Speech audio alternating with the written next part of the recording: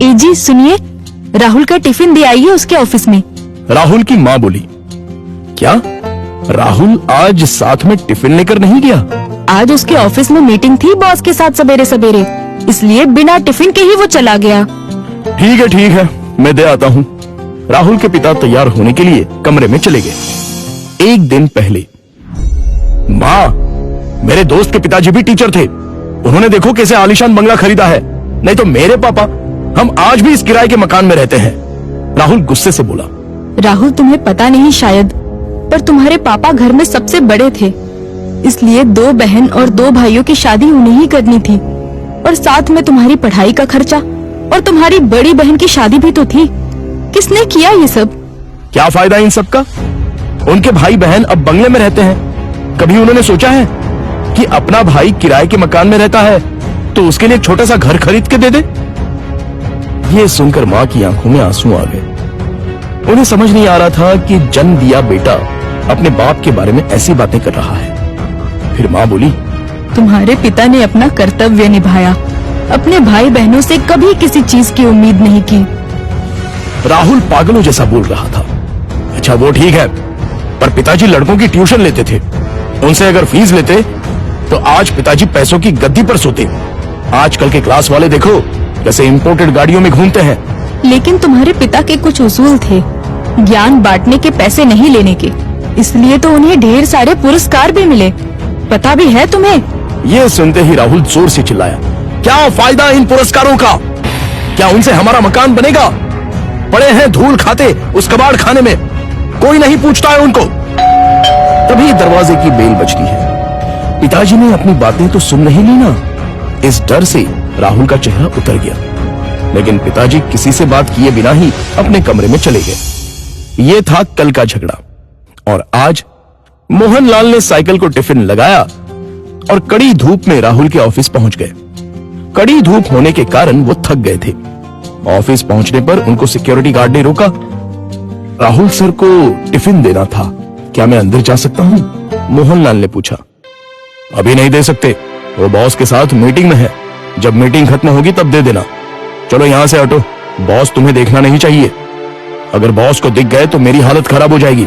चलो जाओ उधर, गार्ड बोला। मोहनलाल कुछ ही दूरी पर धूप में खड़े रहे।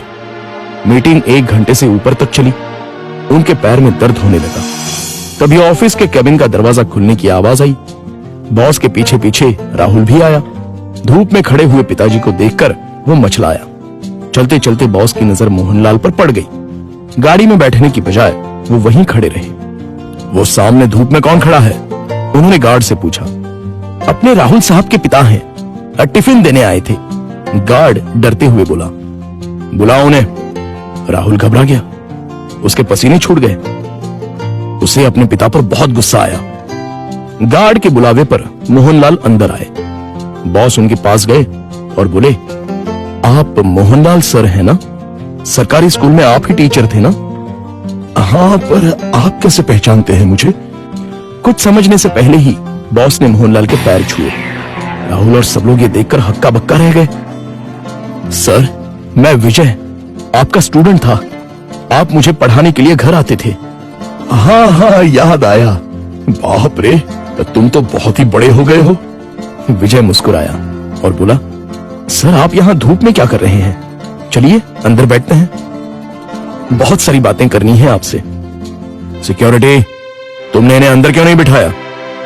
सिक्योरिटी ने शर्म के मारे गर्दन नीचे कर दी और बोला, सॉरी सर, गलती हो गई।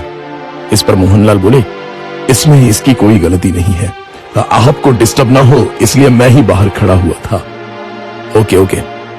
विजय ने मोहनलाल का हाथ थामा और उनको अपने केबिन ले गया। बैठिए सर, अपने कुर्सी की तरफ उंगली करते हुए विजय बोला। नहीं, ये कुर्सी तो तुम्हारी है। मोहनलाल हिचकिचाहट से बोले, सर आपकी वजह से ही तो ये कुर्सी मुझे मिली है, इसलिए इस पर सबसे पहले आपका हक बनता है। विजय ने जबरदस्ती मोहनलाल को अपनी कुर्सी पर बिठाया। शायद आपको पता नहीं, लेकिन अगर सर नहीं होते तो आज ये कंपनी नहीं होती और मैं अपने पिता के साथ उनकी दुकान में बैठा रहता। विजय ने अपने साथियों से कहा। राहुल और मैनेजर आश्चर्य से देखते ही रह गए। स्कूल के टाइम मैं एक एवरेज स्टूडेंट था, मुझे पढ़ाई में दिलचस्पी नहीं थी। मार्क्स कमा रहे थे, इसलिए मेरी माँ मुझे सर के पास उनके घर ले गई और ट्यूशन लेने के लिए कहा। पर सर के घर पर जगह नहीं थी, इसलिए वो हमारे घर आकर मुझे पढ़ाने लगे। लेकिन सर ने कभी फीस नहीं ली।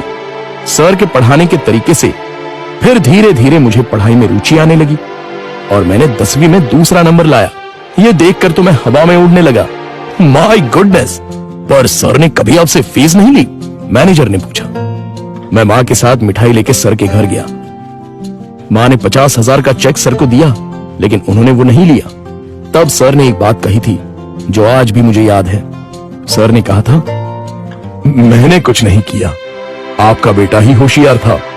मैंने सिर्फ उसे रास्ता दिखाया है और मैं ज्ञान बेचता नहीं हूं, दान करता हूं।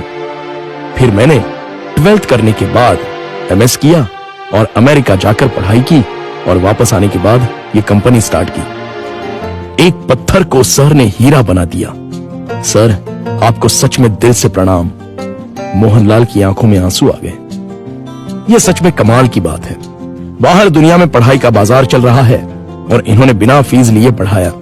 मान गए सर आपको। ऐसे लोग उसूल के पक्के होते हैं। इन्हें पैसों की और पुरस्कार की भी चाह नहीं थी। इन्हें तो बस अपने स्टूडेंट का भला हो, यही दिन रात सोचते थे। सही कहा सर आपने। ऐसे लोग तो दुनिया में बहुत ही कम होते हैं। सर, क्या आज आप उसी किराए के मकान में रह रहे हो? मोहनलाल की जगह राहुल ने ही जवाब दिया। हाँ सर, उसी किराए के मकान में रहते हैं। आज मैं अपने सर को गुरु दक्षिणा दूंगा। इस शहर में मेरे कुछ फ्लैट्स हैं, उसमें से एक फ्लैट मैं आपके नाम कर रहा हूं। विजय ने कहा। क्या? मोहनलाल और राहुल एक ही साथ बोले। इतनी बड़ी गुरु दक्षिणा मुझे नहीं चाहिए। मोहनलाल बोले, सर प्लीज ना मत कहिए। काम के चक्कर में मैं अपनी गुरु दक्षिणा देना भूल गया था। बहुत बहुत शुक्रिया सर।